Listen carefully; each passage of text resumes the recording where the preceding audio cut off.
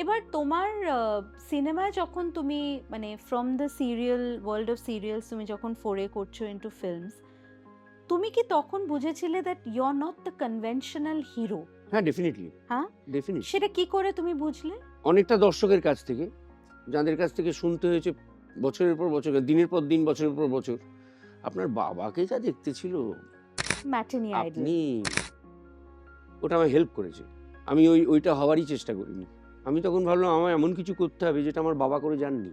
It's a hero oriented culture, right? Everything is আমার about the character hero. Hero হয়েছে। হ্যাঁ, মানে তুমি ওইটাই চরিত্রটাকে তুমি হিরো বানাবে, মানে যাই চরিত্র দিক তুমি সেটাকে এমন ভাবে এসে করবে যে ইউ বিকাম দ্য মানে prominent talking point of that project, absolutely. Right? এটা তুমি প্রথম থেকেই বুঝতে পেরেছিলে? হ্যাঁ, but did you face any kind of rejection because of the way you looked? বাবার সাথে তোমার চেহারার অমিল?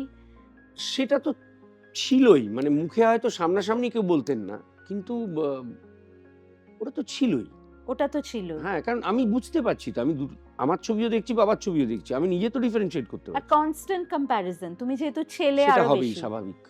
সেটা যেহেতু এটা আমার বাবার যদি মেয়ে হতো, তাহলে তাকে এটা ফেস করতে হতো না।